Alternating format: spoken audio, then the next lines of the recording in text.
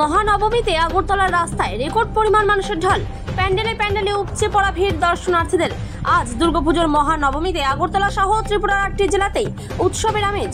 আলো আর সাজে রঙিন আগরতলা শহর। আগরতলা শহরতলির এয়ারপোর্ট রোড স্থিত বিশ্ব মিলন সংঘের বিশেষ আকর্ষণ দেবী দুর্গার 23টি মস্তক এবং 42 হাত বিশিষ্ট দুর্গা প্রতিমা এবং কেদারনাথ ধামের অনুকরণে পুজো মণ্ডপ দেখার জন্য দর্শনার্থীদের ব্যাপক জনঢল লক্ষ্য করা গেছে।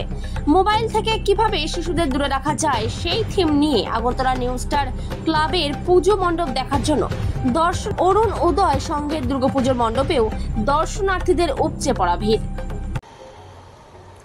নমস্কার,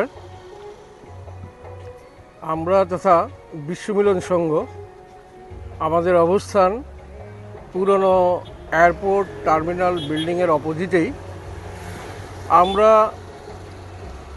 ষষ্ঠী পুজোর দিন আমাদের পুজোর দ্বার উদ্ঘাটন করেছি এবং জনসাধারণ এবং দর্শনার্থীর জন্য মূল যে জিনিসটা আমরা তুলে ধরেছি আকর্ষণীয় করার তোলার জন্য মূল হচ্ছে আমাদের দেবী মায়ের মূর্তি। আপনারা জানেন এই সময় ভারতবর্ষে বিভিন্ন প্রান্তে কোথাও নবরাত্রি বা কোথাও বিভিন্ন নামে যে উৎসবটা করা হয় সেটা আদতে একটা শক্তি পূজা। শক্তিটাকে একটা নারী শক্তি রূপে পূজা করা হয়। কোথাও আম্মা বলা হয়, জগৎ মাতা বলা হয়। আমরা এখানে দুর্গা পুজো করি। আলটিমেটলি আদ্যাশক্তির বিভিন্ন রূপ বিভিন্ন জায়গায় পূজিত হয়। সেটার সমন্বয়েই সব রূপকেই একটা কাল্পনিক স্তরে সমন্বয় করে আমাদের দেবী মায়ের মূর্তি আমরা তৈরি করেছি, যেটার বৈশিষ্ট্য হচ্ছে 23 মাথা 42 হাত, যেটার মধ্যে দিয়ে আদ্যাশক্তি মহামায়ার বিভিন্ন রূপকে একত্রিত করেই আমাদের এটা পরিকল্পনা। একটা নতুনত্ব মানুষের কাছে তুলে ধরার জন্য মানুষ সেই জিনিসটা পছন্দ করে। ঠিক এই রূপেরই সাউথ ইন্ডিয়ার তামিলনাড়ুতে একটা মূর্তি আছে, তারা অন্য নামে এটা পুজো করে। এটা হচ্ছে মূল।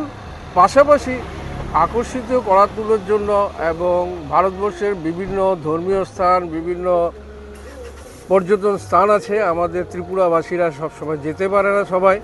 সেটাকে লক্ষ্য রেখেই ভারতবর্ষের যে 4টা ধাম আছে তার থেকে একটা ধামকে আমরা বেছে নিয়েছি, কেদারনাথ ধাম।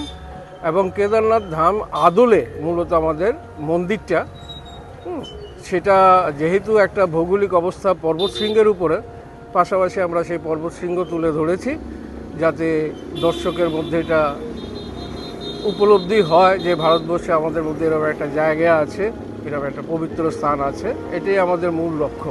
কত তারিখ অবধি উন্মোচন থাকবে?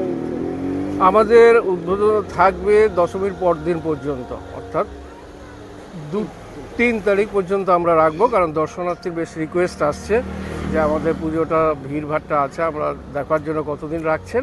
সেই কারণে আমরা এটা 3 তারিখ পর্যন্ত আমরা রাখছি দর্শনার্থীর উদ্দেশ্যে। শহর থেকে শহরতলিতে কীরকম মানুষের রেসপন্স পাচ্ছে? রেসপন্স ভালোই পাচ্ছি।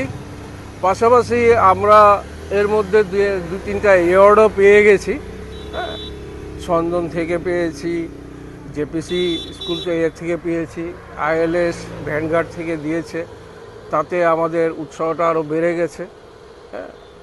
আশা করছি জনসাধারণ তো বিশাল আকারেই আসছে। কালকে তো বিপুল জনসমর্থন পেয়েছি আমরা, এবং সকালবেলাও আমাদের থাকতে হচ্ছে, ভোর হলো দর্শনার্থীরা আসছেন।